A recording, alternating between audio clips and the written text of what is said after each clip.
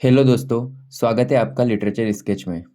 आज हम Victorian age की बहुत ही famous love sonnet how do I love thee को समझेंगे, जिसका एक और नाम सोनेट 43 भी है। ये सोनेट एलिजाबेथ बेरेट ब्राउनिंग ने लिखी थी। इसमें पोएट अपने प्रेम को बहुत ही गहराई, सच्चाई और स्पिरिचुअल तरीके से बताती है।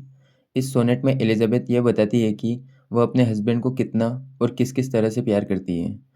सोनेट 43 को एलिजाबेथ बेरेट ब्राउनिंग ने लगभग 1845 से 1846 के बीच लिखा था।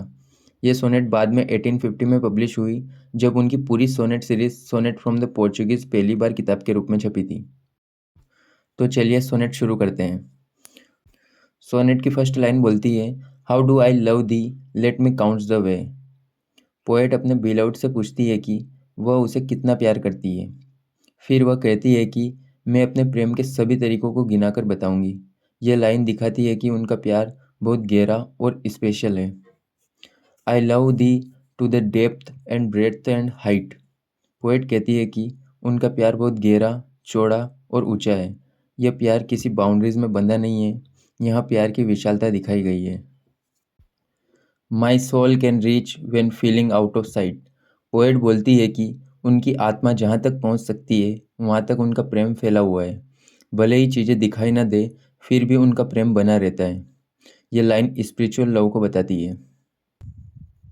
For the ends of being and ideal grace. Poet का कहना है कि उनका प्यार जीवन को पूरा करता है और आइडियल नेचर तक पहुँचता है। ये प्यार केवल इमोशनल नहीं बल्कि स्पिरिचुअल भी है। यहाँ प्यार को बहुत बड़े रूप में दिखाया गया है। I love thee to the level of every day's. Poet कहती है कि वह अपने बिलव्ड को हर दिन प्यार करती है। उनका प्यार केवल खास मौक़ों तक सीमित नहीं है, यह रोज़मर्रा के जीवन का हिस्सा है। Most quiet need by sun and candle light. दिन हो या रात, हर समय उनका प्रेम बना रहता है। सन दिन का और कैंडल लाइट रात का प्रतीक है। यह प्रेम की निरंतरता को दिखाता है। I love thee freely as men strive for right. वह स्वतंत्र और सच्चे मन से प्रेम करती है। जैसे लोग सत्य और न्याय के लिए संघर्ष करते हैं, वैसे ही उनका प्रेम भी ईमानदार है। उसमें कोई मजबूरी नहीं है। I love thee purely as they turn from praise. उनका प्रेम पवित्र और निस्वार्थ है। जैसे अच्छे लोग बिना प्रशंसा की इच्छा के अच्छे काम करते हैं, वैसे ही उनका प्रेम भी सच्चा है। यह स्वार्थ रहित प्रेम को दर्शाता है। I love thee with the passion put to use. Poet अपने पूरे जुनून और भावनाओं के साथ प्रेम करती है। उनका प्रेम बहुत गहरा और शक्तिशाली है। यहाँ इंटेंस इमोशन दिखाई देता है। In my old griefs and with my childhood faith. अपने पुराने दुखों और बचपन जैसी मासूम आस्था के साथ भी वो प्रेम करती है। यह दिखाता है कि उनके जीवन के हर अनुभव में प्रेम शामिल है। उनका प्यार इनोसेंट और फेथफुल है। I love thee with love I seem to lose. वह उसी गहरे प्रेम से प्यार करती है जिसे उन्होंने कभी खोया हुआ समझा था। अब उन्हें वह प्रेम फिर से मिल गया है। यह आशा और भावनात्मक पुनर्जन्म को दिखाता है। With my lost cents.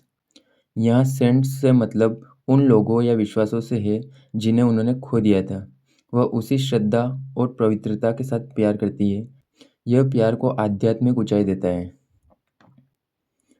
I love thee with the breath smiles tears of all my life. उनकी हर सांस, मुस्कान और आंसू में भी प्रेम शामिल है।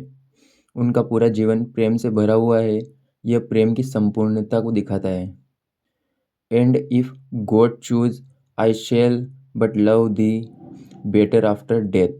अगर भगवान चाहे अगर भगवान चाहे तो मृत्यु के बाद भी उनका प्यार समाप्त नहीं होगा। वह अपने प्यार को और अधिक प्यार करेगी। यह प्रेम की अमरता और अनंतता को दर्शाता है। इस कविता में एलिजाबेथ बेरेट ब्राउनिंग ने प्रेम को गहरा, पवित्र, आध्यात्मिक और अनंत बताया है। यह पोएम सच्चे प्रेम की शक्ति और उसकी अमरता को व्यक्त करती है। यह कविता हमें सिखाती है कि सच्चा प्यार सीमाओं में नहीं बनता। यह आत्मा से जुड़ा होता है और हमेशा बना रहता है। एलिजाबेथ बेरेट ब्राउनिंग ने इस कविता में प्रेम को सबसे ऊंचे स्तर पर दिखाया है, जो जीवन और मृत्यु से भी ऊपर है। धन्यवाद।